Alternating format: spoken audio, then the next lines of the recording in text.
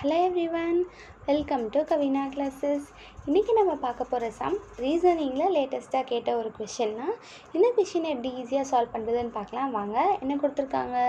12 + 10 = 1205, 11 + 8 = 885 எனில் 14 + 15 என்ன வரும் அப்படின்னு நம்மள கண்டுபிடிக்க சொல்லியிருக்காங்க. ஓகேவா?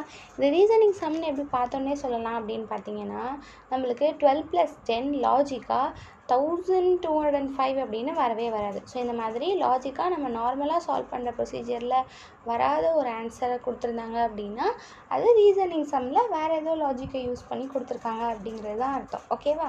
ஸோ இப்போது அதை வச்சு நம்ம என்ன பண்ணிட்டோம், இந்த சம் வந்து ரீசனிங் சம் அப்படின்னு கண்டுபிடிச்சிட்டோம். இப்போ எப்படி சால்வ் பண்ணோம் அப்படிங்கிறத பாருங்கள். நம்ம ஏபிசிடிக்கு சால்வ் பண்ணுவோம் இல்லையா?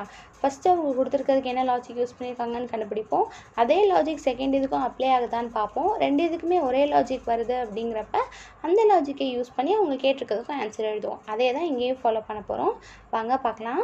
நம்மளுக்கு 12 + 10 1000+ ஆன்சர் கொடுத்துருக்காங்க. அப்போது ரொம்ப அதிகமாக கொடுத்துருக்கிறதுனால மல்டிப்ளை பண்ணியிருப்பாங்களா அப்படின்னு செக் பண்ணி பார்க்கலாம்.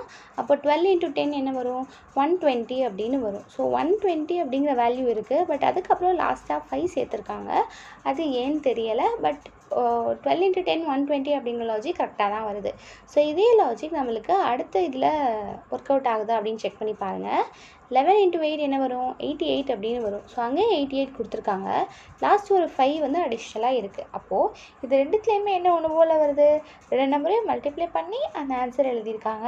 அதுக்கப்புறம் லாஸ்ட்டில் ஒரு 5 எழுதியிருக்காங்க. அதே மாதிரி தான் 1188லேயுமே ரெண்டு நம்பரை மல்டிப்ளை பண்ணி எழுதிட்டு லாஸ்ட் ஒரு 5 எக்ஸ்ட்ராவாக எழுதியிருக்காங்க. ஸோ இதே லாஜிக்கை நம்ம என்ன பண்ண போகிறோம்? அவங்க கேட்டிருக்கிறதுக்கும் அப்ளை பண்ண போகிறோம். அவங்க என்ன கேட்டிருக்காங்க? 14 + 15 கேட்டிருக்காங்க. அப்போது 14 × 15 நம்ம மல்டிப்ளை பண்ணி போடணும்.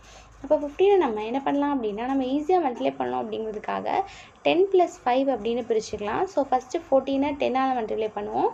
அடுத்தது 14 5ஆல் மல்டிப்ளை பண்ணுவோம். ஈஸியாக இருக்கும். 14 10ஆல் மல்டிப்ளை பண்ணால் என்ன கிடைக்கும்?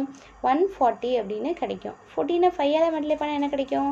மல்டிப்ளை பண்ணி பார்க்கணுன்ற அவசியம் இல்லை. ஏன்னா 10ஆல் மல்டிப்ளை பண்ணதோட பாதி ஆன்சர் தானே 5ஆல் மல்டிப்ளை பண்ணதுக்கு வரும். அப்போது 140ல் பாதி எவ்வளோ? 70 தானே? அதுதான் 14 × 5க்கான ஆன்சர். இப்போ இது ரெண்டையும் ஆட் பண்ணுங்கள். நம்மளுக்கு என்ன வரும் பாருங்கள். 2 1 ரிமைண்டர் 1 2 210 அப்படிங்கிறது நம்மளுக்கு ஆன்சராக கிடைக்கும். 210 எந்த ஆப்ஷனில் வருது? ஒரே ஒரு ஆப்ஷனில் தான் வருது. அப்போது மல்டிப்ளை பண்ணி போட்டுட்டு லாஸ்ட்டில் ஒரு 5 ஆட் பண்ணியிருக்காங்க.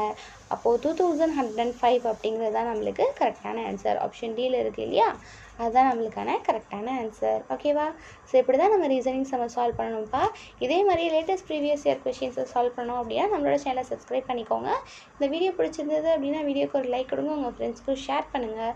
நீங்கள் 50 டேஸ் ஸ்டடி பிளானில் ஜாயின் பண்ணி டெஸ்ட் எழுதி பார்க்கணுன்னு ஆசைப்பட்டீங்கன்னா நம்மளோட டெலகிராம் சேனலில் ஜாயின் பண்ணிக்கோங்க. அடுத்த வீடியோவில் அடுத்த சம் பற்றி பார்க்கலாம். தேங்க்யூ.